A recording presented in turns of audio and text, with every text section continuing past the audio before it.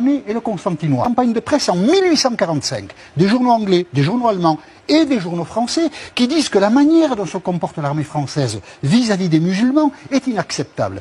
La figure de cette barbarie, parce qu'il faut l'appeler comme ça, c'est le maréchal Thomas Bugeaud, qu'on voit là. Il faut leur expliquer quand même pourquoi. Personne n'est capable de l'expliquer. On les vole. Elles sont à nous. Dégagez. Partez. Vous êtes là depuis des siècles, on s'en moque. Ces familles pieds noirs dirigeaient un peuple pendant un siècle. Ça, c'est terrible. Puis, on pourrait dire beaucoup d'autres choses sur l'exploitation de l'Algérie. السلام عليكم ورحمة الله تعالى وبركاته. مرحبا بكم في فيديو جديد على قناتكم الجزيرة تك. هذا المؤرخ الفرنسي يحرج جميع الحاضرين في بلاطو، يقول أن فرنسا استعمرت الجزائر بهمجية، فكيف لا يكرهها الآن الشباب الجزائريون. نحن نحصد الآن ما زرعناه. كل الجزائريون يكرهون فرنسا كرها شديدا ويريدون تدميرها، وإن كانت بيننا حرب مباشرة فحتما سيهزم الفرنسيون، أن قلوبهم ترتجف من الجزائريين. تابعوا الفيديو. Donc Emmanuel Macron a dit non, pas d'excuses. Il l'a dit dès que Benjamin Stora a rendu le rapport. Mais examinons quand même la question des excuses. La colonisation algérienne ne ressemble à aucune autre colonisation. Les liens entre la France et l'Algérie, c'était des départements français, font que cette histoire est très singulière et il faut la regarder sous trois angles. La conquête, l'exploitation, puis la guerre. La guerre, on en parle beaucoup, les deux autres un petit peu moins. La conquête. 5 juillet 1830, les troupes françaises entrent à Alger. Pourquoi? Personne ne sait. En fait, il n'y a pas de bonne raison. On a dit bateau pirate, c'est faux. La marine anglaise a détruit les bateaux pirates algériens en 1827. Et les bateaux pirates, il en reste 3 à Alger en 1830. Donc, si Charles X décide de la conquête d'Alger, c'est pour des raisons de politique intérieure. Son pouvoir est contesté, les libéraux progressent, il veut faire une opération de prestige. Et Alger est conquis le 5 juillet, mais le 30 juillet, Charles X est foutu dehors. Et c'est Louis-Philippe qui lui succède. Et personne à Paris n'a idée de ce qu'il faut faire de l'Algérie. Et à partir de là, les militaires sont plutôt les maîtres de la situation et tout le drame algérien se noue là. Les militaires, un peu autonomes, un peu guidés par Paris, mais personne n'a de projet, vont, après Alger, conquérir l'Oranais et le Constantinois. Campagne de presse en 1845, des journaux anglais, des journaux allemands et des journaux français qui disent que la manière dont se comporte l'armée française vis-à-vis des musulmans est inacceptable.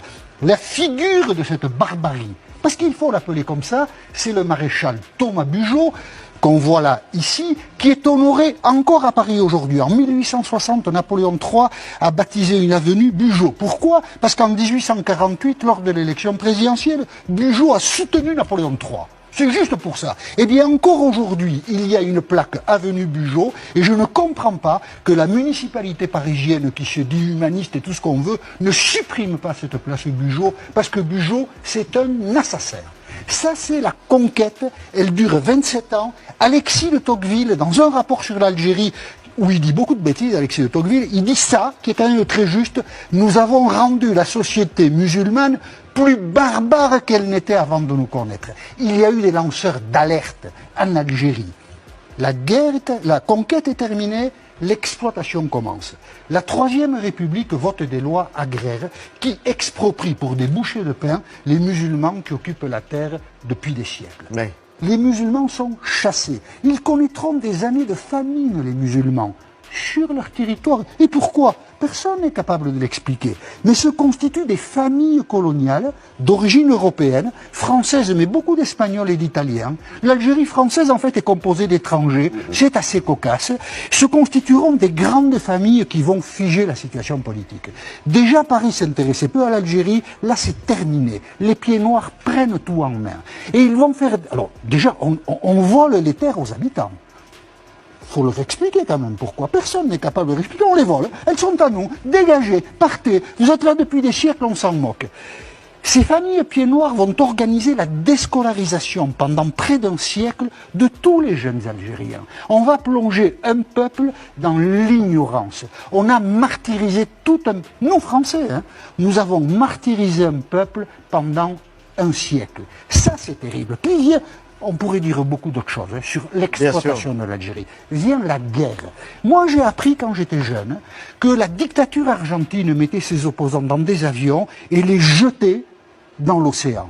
Je trouvais ça inouï, cette barbarie. Eh bien, on a appris après que l'armée française avait procédé de la même façon. Je voudrais vous montrer une photo. Cette photo, c'est le symbole de l'armée américaine qui bombarde au napalm les villages vietnamiens. Eh bien, l'armée française a fait ça en Algérie. Et on ne le sort pas du chapeau. Il y a de très rares témoignages d'aviateurs français qui, des années après, ont raconté cela. Ils le racontent avec un peu d'étonnement des années après, parce que oui, l'armée française a bombardé au napalm des villages algériens. Germain Chambost témoigne au début des années 90, c'était un aviateur français pendant la guerre d'Algérie.